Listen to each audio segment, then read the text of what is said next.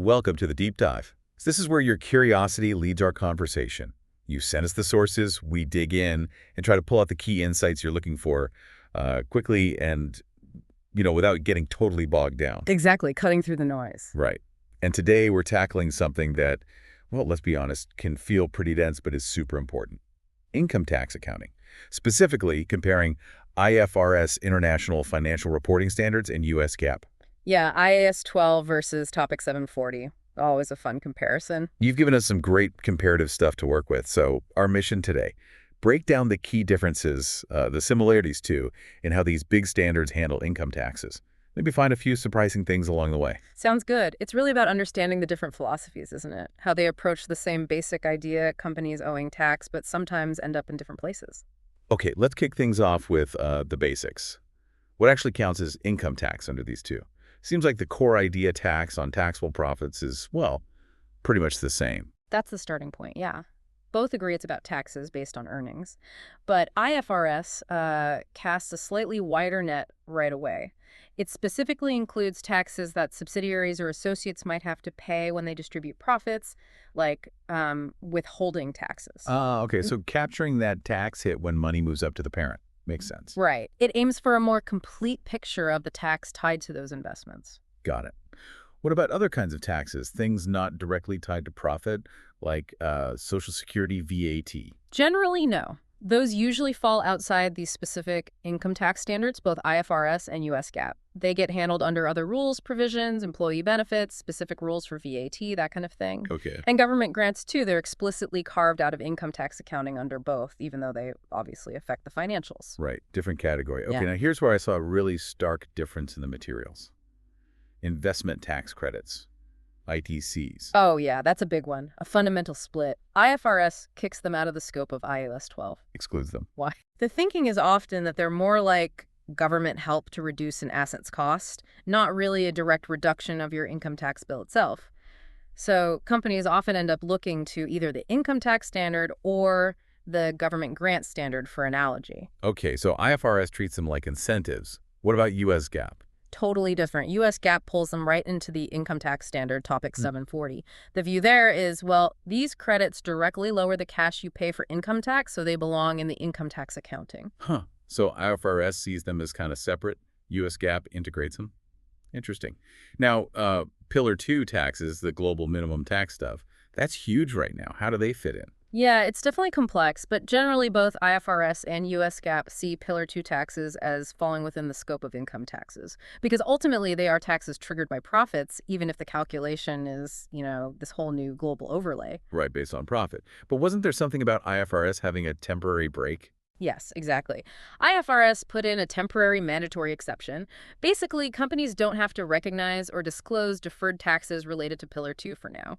It's pragmatic, acknowledging how complicated these rules are and how much uncertainty there still is. Breathing room. Kind of. But importantly, starting from the end of 2023, there are new disclosure requirements. So even if you're not accounting for the deferred tax yet, you have to give users information about your potential exposure once the rules are live, but maybe not yet effective in your jurisdiction. Okay, disclosures, but no deferred tax accounting yet. Mm-hmm. How's U.S. GAAP handling it? US GAAP basically folds it into the existing framework, treating it like a kind of alternative minimum tax, an AMT. It's within Topic 740, and currently there aren't any extra specific disclosure requirements beyond what's already needed for income taxes. So IFRS is more cautious, maybe with a temporary exception, while U.S. GAAP just slots it into existing AMT thinking. Okay, what about interest and penalties on tax underpayments? Always messy. Another difference here. IFRS says you need to use judgment. Are the interest and penalties themselves income taxes based on their nature? If yes, IAS 12 applies. If no, they probably fall under, say, IAS 37 for provisions. So a principles-based call. Right. US GAAP, on the other hand, gives companies a clear choice, an accounting policy election. You can classify interest and penalties either within income tax expense or somewhere else, often in operating expenses. Ah, okay. IFRS judges the nature. US GAAP gives you option A or option B. Got it. Let's move to something maybe simpler. Current tax. The actual tax bill for this year. Any big fights there? Not really, no. This part's pretty aligned. Both define current tax almost identically the tax payable or recoverable for the current period, and they both agree you recognize a liability for what you owe and an asset if you've overpaid and expect a refund. Good, some common ground. Okay, now let's wade into the deeper waters. Huh. Deferred tax. Starting with temporary differences, this is about future tax Yes. consequences, right? Exactly. It's all about the difference between how an asset or liability is shown on your balance sheet versus its tax base, how the tax authorities see its value. Right. These differences, these temporary differences, will eventually lead to either more tax being paid or less tax being paid in the future. And the general idea is you book a deferred tax liability for differences that mean you'll pay more tax later. That's the core principle, yes. For all taxable temporary differences, the ones that will result in future taxable amounts. Both IFRS and US GAAP mandate recognizing a liability for these. No picking and choosing, no partial recognition. Whether you think it's likely to reverse doesn't matter for recognizing the liability itself. All sounds absolute. But the sources mention some initial recognition exemptions. Goodwill, for starters. Right. Both IFRS and US GAAP agree you generally don't recognize a deferred tax liability when you first record goodwill in a business combination. The logic is that goodwill differences don't usually reverse in a way that creates taxable profit separate from the overall business profit. Okay, that makes sense. Tied to the whole business. But then IFRS seems to have this broader exemption beyond just goodwill.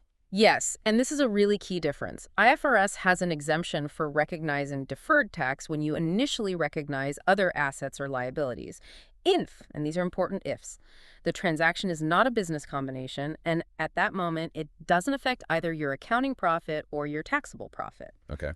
And one more crucial bit. The transaction can't create equal taxable and deductible temporary differences at the same time. If all those conditions are met, IFRS says no deferred tax initially, and usually none later either, unless something like a revaluation happens. Wow, okay. That's quite specific for IFRS. How does US GAAP compare on that broader exemption? It doesn't really. US GAAP's initial recognition exemption is much narrower. It only applies to that deferred tax liability on goodwill we just talked about. There's no similar broad escape hatch for other initial asset or liability recognition. The US GAAP's stricter there. Much. In fact, US GAAP sometimes uses what's called a simultaneous equation method to figure out deferred taxes when an asset and liability pop up together, trying to capture all the tax effects right from the start. Right. No broad exemption, potentially more deferred tax recognized under US GAAP in those initial recognition scenarios. What about that specific case where a transaction does create equal taxable and deductible differences, like maybe with leases? Yes. In that situation where you get matching temporary differences, both IFRS and US GAAP actually agree. They say you do recognize both the deferred tax liability and the deferred tax assets separately. Even though they net to zero. Even though they net to zero initially, you book both sides. Now, whether you can present them netted on the balance sheet depends on the offsetting rules, which we can get to later. But you recognize them gross first. Okay, recognition first, netting later. Got it. Let's flip to the other side. Deferred tax assets. These are for things that will reduce future tax bills, like deductible differences or tax losses you can carry forward. This feels like another area of major philosophical difference. It absolutely is. It really gets to the heart of prudence in accounting. IFRS uses a probable threshold. You only recognize a deferred tax asset if it's probable, which generally means more likely than not. Over 50% chance that you'll actually have enough future taxable profit to use that deduction or loss carry forward. So under IFRS, you need reasonable confidence before you book the asset. Exactly. You need to believe you'll be able to use it. How does US GAAP handle it? Different approach. Very different. US GAAP uses a gross approach first. You recognize all potential deferred tax assets initially. Then you assess if it's more likely than not, same probability hurdle, over 50% that you won't actually realize some or all of that asset. If you conclude you probably won't realize it, you book a valuation allowance to reduce the asset down. So US GAAP books the potential asset fully, then reserves against it if needed. IFRS only books it if realization seems likely upfront. That's a big difference in presentation and thinking. Huge difference. It changes how the balance sheet looks and the P&L impact over time. The materials also talk about how you assess that future taxable profit. Any nuances there? Well, both agree you shouldn't double count by including the reversal of existing temporary differences in your future profit projection. That makes sense. Right. but there's a subtle difference. U.S. GAAP tends to implicitly include the impact of future originating temporary differences, new ones that will arise and reverse in its overall estimate of future taxable income used for the valuation allowance assessment. IFRS guidance focuses a bit more directly on having sufficient future profit against the existing deductible differences and losses. Interesting nuance in the crystal ball gazing. What if an asset might actually be sold for more than its book value later, creating extra taxable profit? Both frameworks allow you to consider that possibility. Under IFRS, if it's probable the asset will recover for more than carrying amount, you can factor that into your assessment of future profits. U.S. GAAP looks at it through the lens of tax planning opportunities. If there's a qualifying strategy that involves recovering more than book value, that can support realizing the DTA. Tax planning opportunities sounds like an area for judgment. Definitely. IFRS is a bit less prescriptive here. It focuses on whether it's probable management will take the necessary actions. U.S. GAAP drills down more. The opportunity has to be prudent, feasible, something management intends and can implement, and you have to consider any costs involved in that plan. So U.S. GAAP puts more guardrails around relying on future tax plans. Makes sense. Yeah. And what about companies with a history of losses? That makes proving future profit harder, right? Yes, it does. Under IFRS, if you've got recent losses, you generally need either enough existing taxable temporary differences that are scheduled to reverse and soak up the DTA, or you need really convincing other evidence of future profits. Just saying things will get better isn't usually enough. Stronger proof needed. Pretty much. U.S. GAAP is similar in principle. If you have recent cumulative losses, that's strong negative evidence. You typically limit DTA recognition mainly to the amount that can be offset against reversing taxable temporary differences, unless there's very persuasive positive evidence otherwise. The valuation allowance assessment weighs all the positive and negative evidence. Okay, so both get more skeptical if there's a loss history. Good overview of asset recognition. Let's shift to measurement. How do we actually put a number on these deferred tax assets and liabilities? Okay, measurement. The starting point is the same. You measure based on the tax rates expected to apply when the asset is realized or the liability settled. And that's based on tax laws enacted or substantively enacted by the reporting date. Substantively enacted. I sense a difference coming. You sense correctly. That's an IFRS term. It means the tax rate change has passed enough stages in the legislative process that it's virtually certain to become law, even if it's not formally signed off yet. IFRS lets you use those rates. And U.S. GAAP. U.S. GAAP is stricter. It only uses rates that are fully enacted, signed into law by the reporting date. No almost enacted rates allowed. So, timing difference there.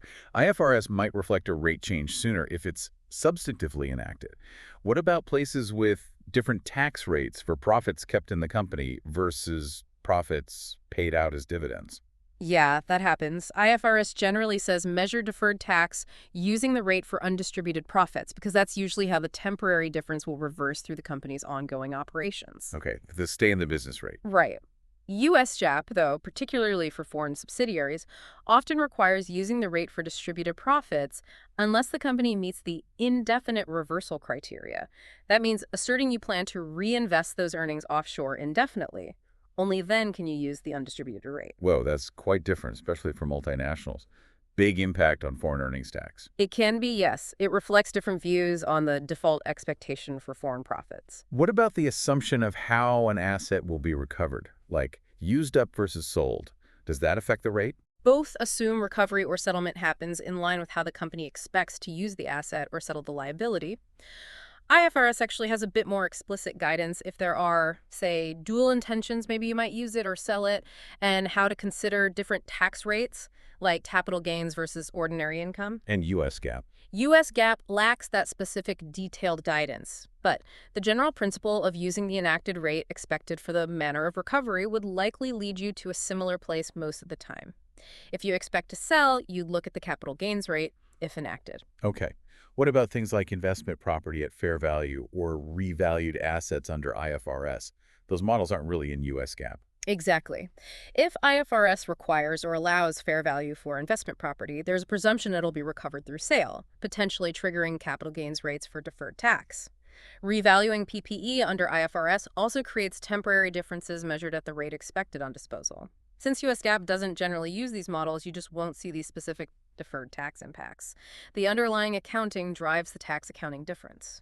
Right, the Bates accounting creates different temporary differences to start with. And for consolidated groups, how do you figure out the tax base? Both take an item-by-item view within the consolidated group. You look at the tax bases of each individual asset and liability, not just some overall consolidated number. Got it. And last point on measurement discounting. Do we present value these future tax amounts? Simple answer? No. Both IFRS and US GAAP explicitly prohibit discounting deferred tax assets and liabilities. Too much uncertainty about timing, basically, so they stay at their nominal value. No discounting. Yeah. Got it. All right, we know how they're measured. How are they presented on the balance sheet? Classification. Pretty straightforward and consistent here. In a classified balance sheet, both IFRS and US GAAP require deferred tax assets and liabilities to be classified as non-current. Always non-current. Even if the underlying difference reverses next year. Even then, non-current is the rule for deferred tax. Yeah. And you also present current tax balances separately from deferred tax balances. No mixing. Okay. Non-current presented separately. Simple enough. Now, let's get into where the income tax expense or benefit actually shows up. It's not always in the main profit or loss section, is it? Correct. The default, the general rule under both, is that income tax goes to profit or loss, P&L. But there are important exceptions. Like in a business combination. Exactly. When you recognize deferred tax as part of acquisition accounting, it typically adjusts goodwill under both IFRS and US GAAP. It doesn't hit the income statement in that period. Okay, goodwill adjustment. What about tax related to things that start outside P&L, like items in OCI, other comprehensive income, or directly in equity? Both agree on the initial principle. If an item is recognized in OCI or equity, its related tax effect also goes to OCI or equity, keeps the treatment consistent. Makes sense. Tax follows the item. Right. But here's a divergence. What happens later if that deferred tax balance changes, say due to a tax rate change or a reassessment of recoverability? IFRS often keeps those subsequent adjustments linked to the original item. So if the item was an OCI, the tax adjustment might also go to OCI. And US GAAP. US GAAP generally takes a different route.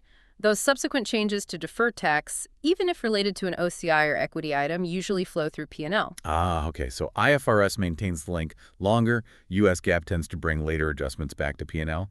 What about allocating the total tax expense within the period between continuing operations, discontinued ops, OCI? This is an area where US GAAP is much more prescriptive.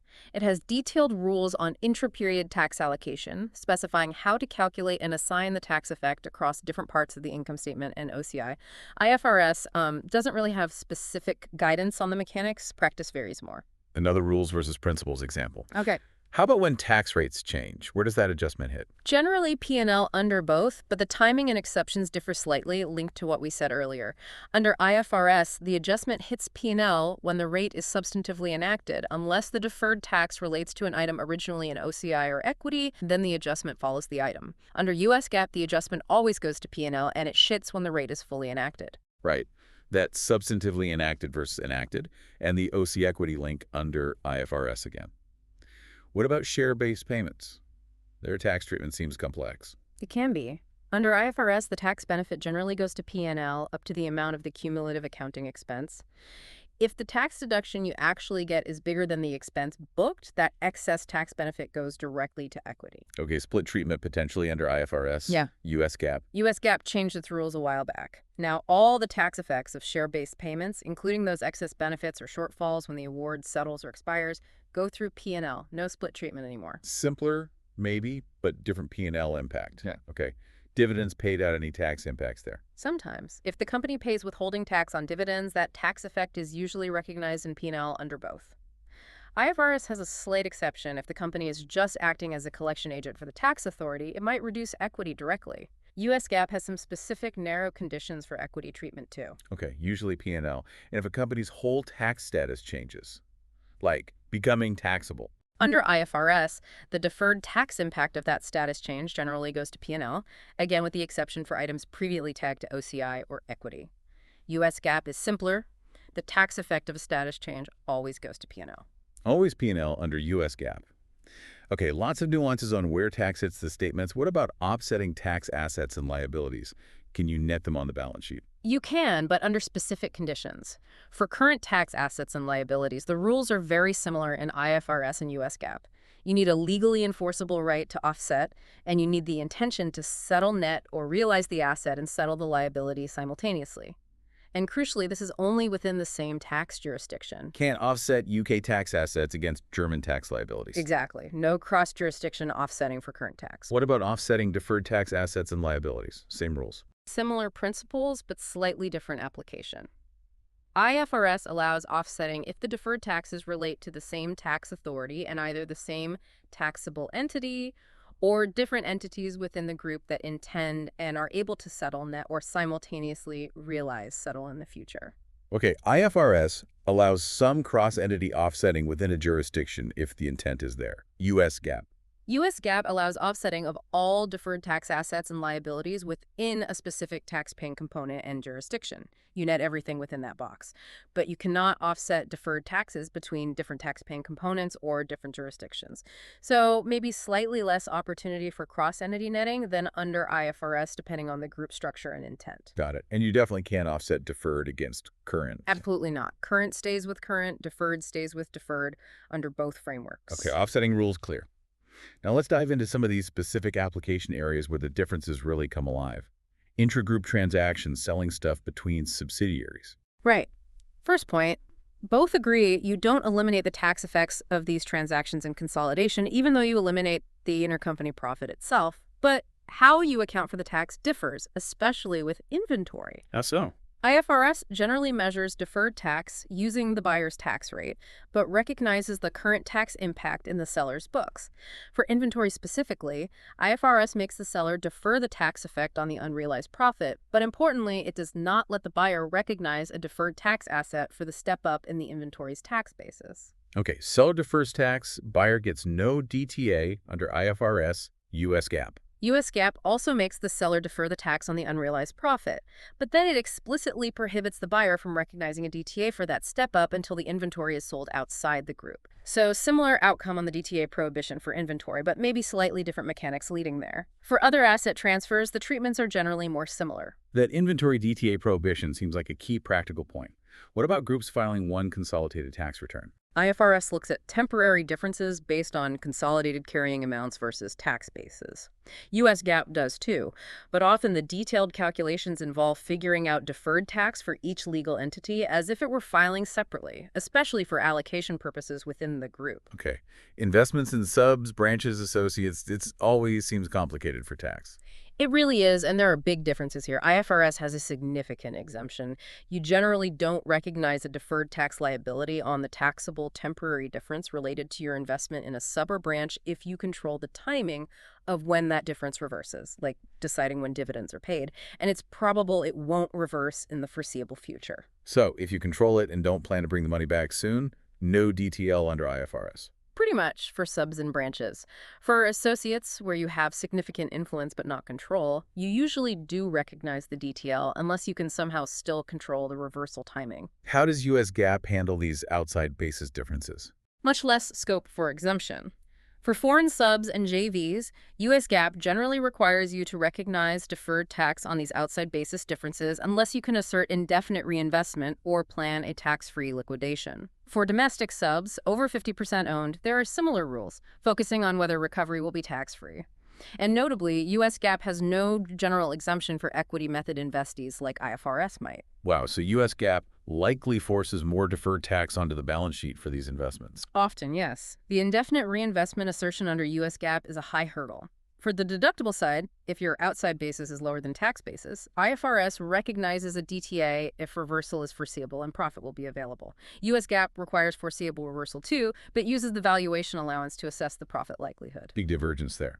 Okay, what about foreign currency fluctuations or hyperinflation? IFRS recognizes deferred tax if exchange rate changes affect the tax basis of assets liabilities. U.S. GAAP has a specific carve-out. Generally, no deferred tax on the foreign exchange gains losses from remeasuring non-monetary items at historical rates if the reporting currency is the functional currency. Hyperinflation both start similarly in the opening restated balance sheet, but U.S. GAAP has more specific remeasurement rules later. Uncertain tax positions when you're not sure the tax office will agree with your treatment. Both have guidance. Key difference. U.S. GAAP's guidance, FIN 48 ASC 74010, explicitly covers accounting for interest and penalties. IFRS's IFRIC 23 doesn't, so you look elsewhere, maybe IAS 37. How do they measure the uncertainty? IFRS uses a probable, more likely than not threshold. If it's probable the tax authority will accept your position, you account for it that way. If not probable, you measure the uncertainty using either the single most likely amount or a probability-weighted expected value. And U.S. GAAP. U.S. GAAP has that famous two-step process. Step 1. Is it more likely than not, based on technical merits, that some benefit will be sustained? If yes, Step 2. Recognize the largest amount of benefit that is more than 50% likely to be realized upon settlement. If Step 1 fails, you recognize zero benefit. More structured under U.S. GAAP again. Okay, let's circle back to investment tax credits, ITCs, in this specific application context. Right. We said IFRS scope excludes them, so you analogize maybe like a grant under IAS 20 or maybe income tax. Practice varies. U.S. GAAP includes them in Topic 740 and generally allows either the flow-through method, immediate P&L benefit, or the deferral method, spread over asset life.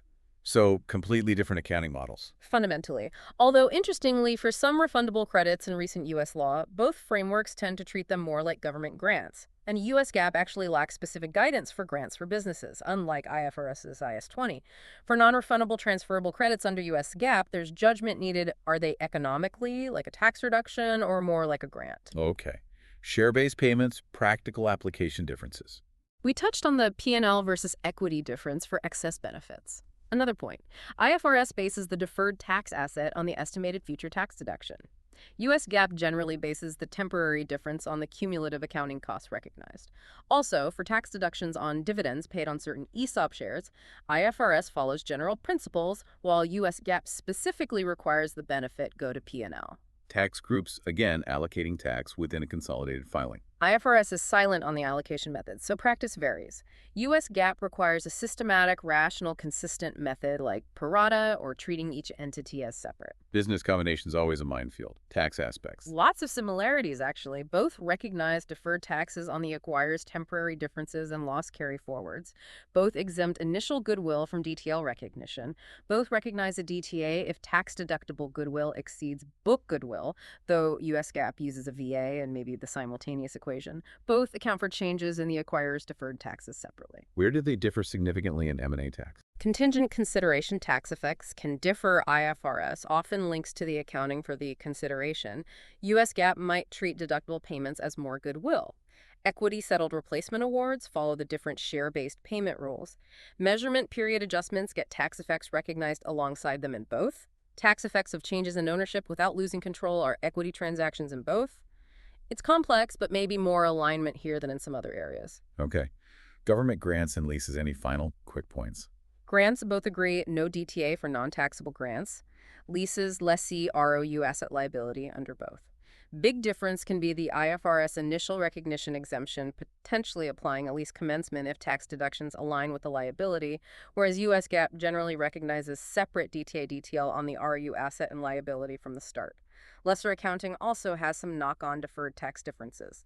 Special deductions, IFRS lacks guidance. U.S. GAAP has specific timing rules, no earlier than deductible on return. Wow. Okay, that was a lot of ground covered.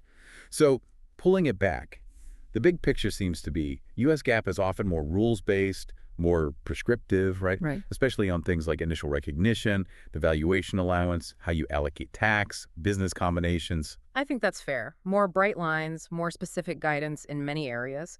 IFRS tends to rely more on overarching principles, allowing perhaps more judgment, sometimes offering broader exemptions like that initial recognition one or the one for subsidiary investments. And it's crystal clear these aren't just minor technicalities. These differences can genuinely change a company's reported profit, its equity, its balance sheet structure. Understanding which rules apply is critical if you're comparing companies. Absolutely critical. You can have two companies with identical underlying economics reporting quite different tax numbers depending on whether they use IFRS or U.S. GAAP. So while we've definitely dived deep today, this is really foundational. Any specific situation needs careful analysis, probably expert advice. Couldn't agree more. The details matter enormously. Which leaves a final thought for you, our listener. Taking all these fundamental differences, recognition thresholds, measurement rates, exemptions, presentation choices, How different could the financial story of a global company look under IFRS versus US GAAP, even if the business itself is exactly the same? Something to mull over. A great question. And as always, keep sending us your sources, your questions, the topics you want us to tackle on the deep dives. Thanks for joining us.